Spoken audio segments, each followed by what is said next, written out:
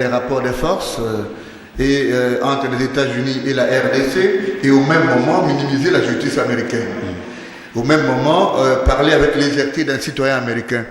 Nous sommes nous-mêmes témoins vivants de la manière dont M. Lewis est parti du pays. On n'a jamais dit comment il est parti.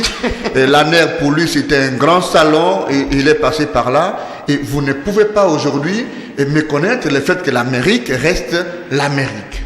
Ok? 1. 2.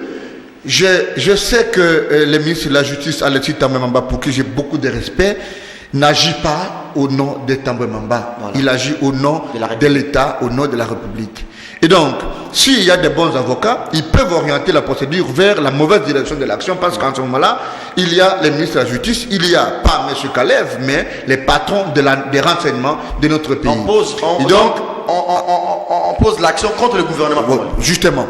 Alors, à ce niveau-là, il y a une nuance.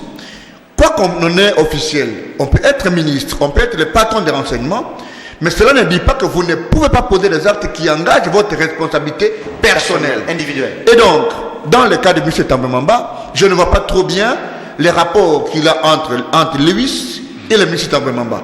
Et donc, un assermenté que je suis, un avocat, je ne peux pas commenter un dossier dont je n'ai pas lu les éléments, parce qu'en fait, dans les dossiers judiciaires, il n'y a pas de sensationnel, c'est des actes. Des faits. J'ai fait une parenthèse, comme je vous ai dit dans le dossier de Kofi, j'avais prédit que Kofi Olomide sera libéré en liberté conditionnelle ou provisoire, parce qu'en fait, le dossier est vide, et les gens ont beaucoup plus musé dans le sensationnel que dans le dossier pénal. Il faut des éléments, il faut la plainte, il faut la plainte qui doit en fait justifier l'essence des incriminations qui sont mises en sa charge et tout un tas de choses. Et donc dans le cas de Lewis, il faut accepter le fait que ce sont les États-Unis qui sont derrière ça. Est-ce qu'il y a des pressions? Est-ce que ça ne compte pas? Est-ce que c'est des pressions? Oui. Je ne sais pas faire les rapports entre le judiciaire et les pressions politiques. Les pressions politiques sont en fait virtuelles. Vous ne pouvez pas penser que si Serge Kabongo est sanctionné, c'est que c'est les pressions. Vous aussi, c'est une victimisation. Ça, c'est de 2. De 3, chers amis, tu sais, nous avons dit que nous sommes à un moment important de notre histoire politique. Je l'ai toujours dit, je me sers d'alarme au Niemba, je sais que je ne pèse pas, je sais que je suis un Congolais lambda, mais je rappelle aux uns et aux autres que le virage politique que nous voulons aborder pour l'instant, je suis un chauffeur, je peux vous rassurer qu'il va décaler beaucoup de contraintes telles que si nous ne savons pas les négocier, l'histoire politique de notre pays va sombrer. Pourquoi je l'ai dit? Lui a cité Moïse Katumbi. Je vais faire un petit rappel. Vous avez vu, dans un procès équitable, il y a ce qu'on appelle, vous avez même dit pour le cas du ministre de la Justice et M. Kalev, la présomption d'innocence est un principe cardinal dans un procès. La liberté et le principe, c'est des principes cardinaux. Mais pour le cas de Moïse Katumbi, quelqu'un qui est attendu par le parquet, ok, à qui on accorde la possibilité d'aller se soigner du fait de ce que vous savez, et il naît une autre affaire, à la première audience, vous savez ce qui s'est fait, et au bout de quelques jours, le jugement est prononcé, il est condamné à sortir d'une clause d'arrestation immédiate. Mon cher ami, pour des techniciens de droit, il y a un mousse sous roche. Et en marge de ce dossier, la juge Chantal Ramazani se rebuffe. Elle disparaît, elle dit qu'elle a reçu des pressions. Quel problème? Je ne veux pas dire que le jugement pose des problèmes, mais il y a un problème de crédibilité, parce que je ne vois pas présidente d'une juridiction nommée par ordonnance présidentielle déclarer comme ça, il faut qu'il y ait des enquêtes approfondies. Et nous revenons au cas de Lewis. Lewis est au pays depuis des mois. Il arrive, tous les services de l'État, dont les renseignements, n'ont pas pu dire qu'il est arrivé. Vous ne pouvez pas rentrer sur le territoire congolais sans que vous ne soyez identifié. La deuxième a pu prolonger, comme vous pouvez l'imaginer, son séjour. Et un jour, il n'est plus fermier, un jour, il est un homme qui est à la sécurité. Je ne connais pas trop bien comment on l'a arrêté, mais s'il prétend avoir été torturé, vous êtes journaliste, vous êtes en train de vous battre pour la dépénalisation de la justice, de presse, vous ne pouvez pas soutenir d'où que ça vienne les tortures. Vous ne pouvez pas dire qu'en France, on a torturé un djihadiste. C'est une excuse alors. C'est qu'au Congo, nous avons le droit, nous aussi, de torturer des gens. Non, non. Il y a des principes universels en droit que tout ce qu'on obtient comme décision, comme aveu, au travers de torture, pose toujours problème dans la suite du procès. C'est pourquoi, chaque fois que les prévenus prétendent avoir été torturés, toutes les dépositions qu'il a faites sous la torture sont attaquables. Laurent Yemba, terminé par là. Est-ce que vous savez que la torture est criminalisée en République démocratique du Congo? Non, mais je vous dis que c'est non seulement en République démocratique du Congo, mais même à l'international. Lisez les statuts de Rome. Quand on dit viol, crime de guerre, crime contre l'humanité, torture, ça signifie que même si vous n'êtes pas pris en charge par la législation congolaise, la législation pénale internationale vous prend en charge. Très bien. Et je termine en disant que Lewis est un citoyen du monde, un citoyen des États américains. Il est de son droit d'imaginer qu'il a été torturé. Et les tortures ne sont pas nécessairement physiques, elles peuvent être morales. Il a déposé plainte devant un juge. Nous attendons que les autorités congolaises se justifient. Mais je ne veux pas ici que nous rentrions dans un débat que nous ne connaissons pas, parce que la politique, elle est tout à fait dynamique, elle est virtuelle. Et vous savez qu'entre les États-Unis d'Amérique et la RDC, il y a les rapports de force. Et moi, je sais que Tambwe Mamba, comme M. Kalev, sont des hommes d'État. Ils vont donner à la justice américaine la possibilité de se justifier. Et ils seront sûrement acquittés. Dialogue, le groupe de soutien s'est réuni demain. Jean-Pierre, vous allez terminer l'émission. Je vais donner la parole à Laurent Yemba. Les groupes de soutien s'est réuni demain à Kinshasa. Ne fût-ce qu'un paragraphe pour les téléspectateurs. L'information a été livrée par les staffs de l'ex-premier ministre togolais, Eden Kodjo, actuel facilitateur du fameux dialogue qui tarde toujours à commencer, à en croire une circulaire officielle, sauf imprévu. Et c'est demain, jeudi 4 août 2016, aux environs de 10h, heure de Kinshasa, que le groupe international de soutien au dialogue devrait tenir sa première réunion au pays. Cette rencontre aura lieu selon le programme initial au siège de l'Union de l'Union africaine située, je crois bien, au numéro 90 du boulevard du 30 juin, en face du cimetière de la Gombe. Laurent, on ne connaît pas l'ordre du jour, mais s'il faut prendre les derniers soubresauts de l'événement politique en RDC, il faut comprendre qu'il y a le meeting de la majorité, mais aussi des amis de Genval. Il y a deux partis, il y a une grande ligne qui se dessine, Kodjo et Rekizé. Est-ce qu'on peut supputer sur ce qui sera l'ordre du jour de cette rencontre? C'est une première, hein, les comités de facilitation, pas les comités, les groupes d'appui à la facilitation. Bon, le groupe d'appui à la facilitation devra sûrement remarquer que Kodjo est pris à défaut. Kodjo n'a pas de crédibilité. Je l'ai toujours dit, quel que soit le profil de la personne, je l'ai dit dans d'autres chaînes sœurs, dans le contexte du Congo, un facilitateur doit avoir un profil. C'est une personnalité qui dégage des compromis en soi. Une personnalité qui a un profil. Mais quand vous visitez Kodjo, le fait qu'il ait été à l'Union africaine, qui est une organisation administrative qui n'a aucune crédibilité de par le monde, parce que toutes les décisions de l'Union africaine ne sont en fait pas respectées. Vous savez, tous les débats dans ce sens-là, parce que un des deux, Kodjo vient d'un pays où il a été Premier ministre, tout ce que vous savez, mais d'un pays qui ne donne pas de modèle de démocratie. Et vous savez quel a été le comportement de Kodjo dans son pays. Et donc, moi, j'ai toujours été très sceptique vis-à-vis du travail que devait faire Kodjo. C'est ce que dit les des kabylistes. Bon, ça, c'est ce que dit qu'il a dit. Kabyliste, vous savez que Tshisekedi est un politique, et quand il dit kabyliste, c'est qu'il prend des postures qui peuvent être en faveur du président Kabila. Mais bon, comment n'est pas les taxer Tshisekedi? C'est parce que Kabila, c'est parce que il est quand même venu au pays. C'est le président Kabila la majorité présidentielle qui l'a proposé. C'est des mécanismes qui sont très difficiles à élucider aujourd'hui. Mais moi, je ne suis pas très d'accord avec l'approche du dialogue. Certes, je reste constant. J'ai dit au président Kabila qu'il faut aujourd'hui étudier absolument le schéma pacifique qui peut ramener ces pays vers une alternance crédible. L'alternance ne veut pas dire seulement qu'on prenne un opposant pour qu'il prenne la place de Kabila. L'alternance peut se faire à l'intérieur de la majorité. Dans ces pays, nous avons des personnalités qui peuvent vendre l'image de notre pays. Je prends la responsabilité de vous citer quelqu'un. Nous avons des gens qui peuvent bloquer la République ici au niveau de la corruption. Notre problème, c'est la corruption. Vous avez, je prends les risques sur le Cameroun. Vous avez un monsieur comme Azarès Rouberois. Azarès Rouberois peut bloquer la République ici au niveau de la corruption parce que nous connaissons et les corrompus et les corrupteurs. Il a eu des problèmes avec Mokia, il payait difficilement les loyers de Mokia. Non, il ne faut pas confondre Azarès Rouberois, personnalité politique, et les rassemblements congolais pour la démocratie. Voilà. Azarès Rouberois sait faire la différence entre les partis et sa personne. Ça, c'est bien qu'un exemple en passant. Je termine en disant, Serge Kaboumou, le vrai dialogue, c'est l'organisation des élections. Je l'ai toujours dit, les délais constitutionnels, c'est leitmotiv. Les délais constitutionnels, c'est l'épée de Damoclès.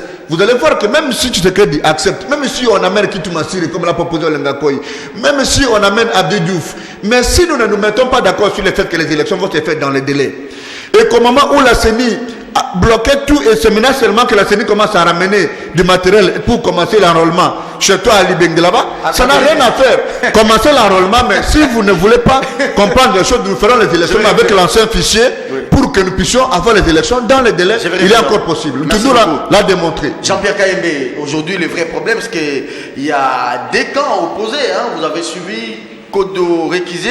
Est-ce que la réunion d'aujourd'hui, vous l'avez vu d'ailleurs, Kodo a échoué à des reprises. Hein. Il a dit que le dialogue allait commencer dans 2 semaines, il y a 3 mois. Ce dialogue n'a pas commencé.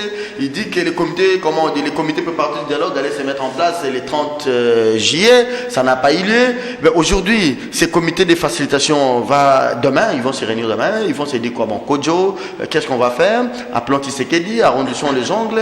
Est-ce qu'on peut s'attendre à un dialogue bis comme Sassou les prévoit au niveau du Congo-Brazzaville? D'abord, il faut dire que cette réunion du groupe des soutiens intervient à 2 jours. Vous avez suivi les rumeurs qui se sont répandues sur la toile annonçant la nomination, faisant état de la nomination de remplaçant de Kodjo. On parle souvent du Malien Alpha Omar Konaré, tout ça. Je venais, avant d'être sur le plateau, j'étais au téléphone avec Alao, le chargé de communication au bureau de la facilitation, qui me confirme que tel n'est pas le cas, c'est juste des spéculations. Alors, Kodjo récusé. Je trouve que l'opposition s'inscrit décidément dans une stratégie de blocage, pourrissement. On a voulu d'un dialogue. On l'a aujourd'hui. On dit non, on ne veut pas de dialogue congolo-congolais. On veut de la médiation. On vous la donne. Oh non, nous voulons de la comédiation. Finalement, on a le groupe des soutiens. On veut de ceci. Nous avons tous les instruments juridiques. Il y a d'autres éléments. La libération des prisonniers politiques, ça traîne. Hein? Écoutez-moi. La réouverture de l'espace médiatique. Canal Kin souffre encore. Oui, je suis solidaire avec mes collègues de Canal Kin.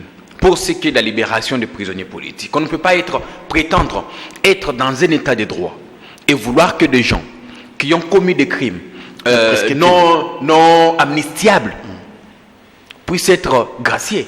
Ça, je ne m'inscris pas dans cette logique. Mouyambo, Tshisekedi, Mouyambo, il est dans une affaire de Stéliona. Accusé de Stéliona, tout ça, l'affaire avec Atumbi, Emmanuel Stoupis et tout ça.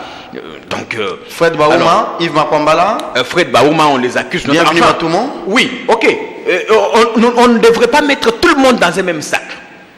Parce qu'on est opposant, et d'office, oui, il faut juger, aller au cas par cas. Christopher Ngoï, voir son cas. Évidemment qu'il ne faudra pas mettre tout le monde dans le même sac. Justement. Mais entre-temps, pour ce qui est de Christopher Ngoï et les autres, je sais qu'il y a une ordonnance portant mesures de gaz collectifs et individuels. Sûrement que certains vont être libérés. Mais pour d'autres, notamment ceux qui sont accusés de violences, par exemple, de viols et consorts, je suis sûr et convaincu qu'ils ne méritent pas d'être. Il n'y a pas de réduction de peine pour ça. On va voir. Bon, mais ça, notre constitution est claire. Ils n'ont pas droit à une mesure de grâce. Mais Evoloko, qui était accusé de cette même infraction de viol, il n'avait pas purgé sa peine. Hein?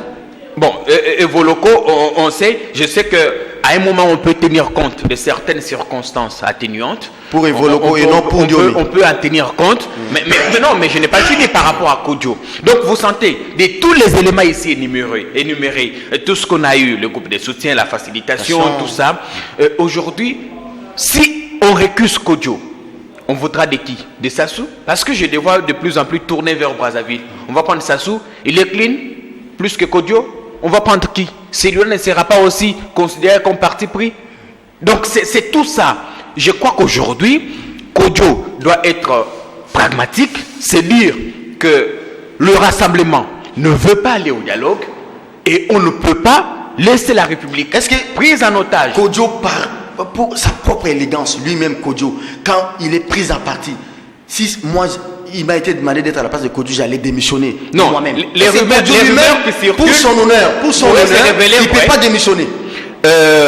Bon, n'oubliez pas qu'il y a moins d'une semaine, le 27, vous avez suivi le communiqué de la présidente de la Commission de l'Union africaine, Zuma, qui renouvelait sa confiance. Donc, on considère que quand on a un camp face à un autre, des suspicions, tout ça, Kodjo a la confiance de l'Union africaine. L'Union africaine est consciente du travail qu'il est en train de faire. C'est une mission délicate, difficile. Dans un contexte où vous avez des gens radicaux, des gens, aujourd'hui, moi je considère que Tshisekedi comme prise en otage par le clan du G7 et tous les autres. Ouais. Mais si on veut réellement d'un état de droit. Vous aurez 1 minute pour conclure l'émission. Laurent, votre dernière intervention aussi en 1 minute. Hein. Oui, qu'est-ce qu'ils vont se dire? Que les groupes de facilitation fassent encore tous de pression sur le gouvernement pour qu'on libère Mouyambo et les autres, qu'on réouvre Canal Kin pour le cas du Congo, Kodjo est une réserve internationale des problèmes. Pour le cas du Congo, Kodjo est une mine de référence, des blocages. Kodjo lui-même constitue maintenant un problème. Et pourquoi il ne s'est pas démissionné lui-même? C'est pourquoi je suis de ton côté pour dire que, tu sais, un homme d'État, Kodjo est un panafricaniste. Vous êtes pris en cause, vous êtes pris à partie. La moindre des choses, c'est de dire, ok, je rends les tabliers. Voilà. Kodjo ne peut pas venir ici, nous n'avons pas de sandwich ici et des hamburgers. Kodjo doit comprendre que l'opposition ne veut pas du parrainage, de son parrainage, et il doit rendre compte pour son honneur, à qui l'a envoyé. Je veux vous rappeler d'une pensée que j'avais donnée une fois ici. La pire tyrannie, c'est la tyrannie qui passe par les judiciaires. Mon cher ami, il ne faut toujours pas donner l'impression, et ça c'est ma conclusion. Les Congolais qui nous suivent savent quel est le procès qui est équitable, quel est le procès qui n'est pas équitable. Nous connaissons dans ces pays des gens qui ont été condamnés. Moi, je suis un avocat. Nous connaissons des gens qui ont été condamnés ici en porterie de flagrance pour viol. Mais qui ont été condamnés avec viol et autorité parentale, qui est une circonstance aggravante. Mais condamnés à 1 année de prison, suivez mon regard. Alors que le vol simple est de 5 ans. C'est pour vous dire qu'à un moment donné, il n'existe pas de crime parfait. Si vous voulez confondre tout ce qui se passe par les judiciaires comme étant de la justice, non, il y a un problème.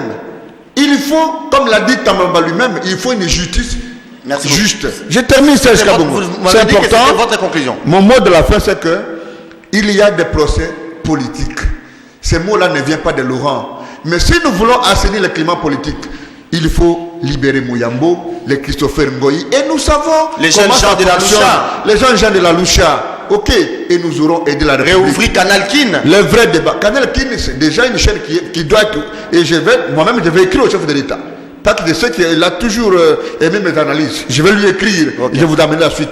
Pour moi, le vrai dialogue, c'est l'organisation des élections. Dans les délais, on va aider la République. Si nous montons des stratégies, comme j'ai vu déjà un référendum, c'est petit, ça ne nous avance pas. Laurent, merci, ce serait votre dernière intervention. Madame, monsieur, l'émission prend fin avec la dernière intervention de Jean-Pierre Kayembe. Mais Jean-Pierre, si moi je me dis que, puisque Tshisekedi et ses amis posent des conditions, des préalables, mais si la majorité ferait la même chose, on n'aurait pas ces discours, ces dialogues finalement. Hein.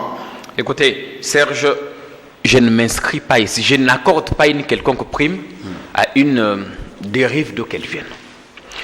Par rapport au dialogue, moi je sais que Tshisekedi est un homme de rendez-vous manqués. Je connais son degré d'imprévisibilité.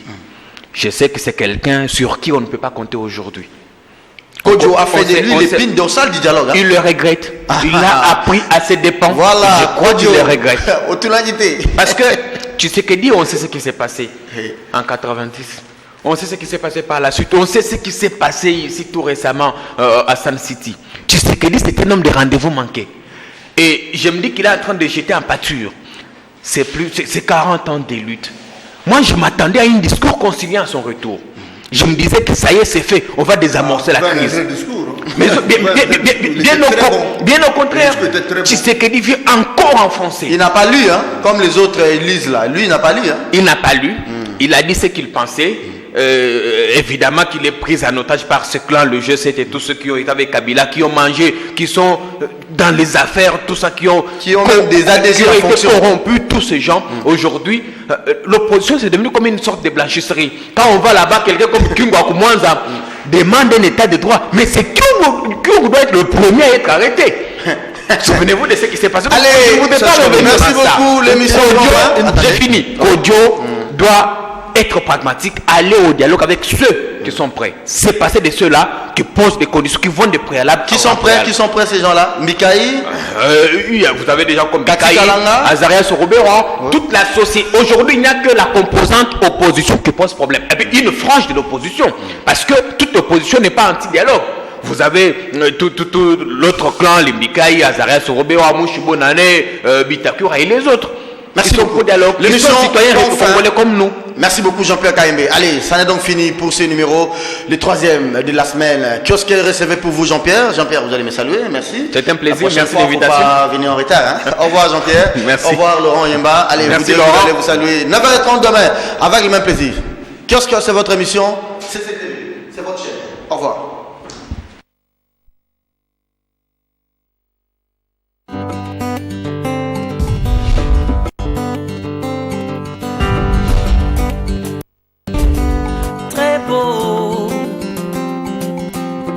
Sur la photo c'était parfait. Du haut, enlacé, main dans la main pour contre au saquet.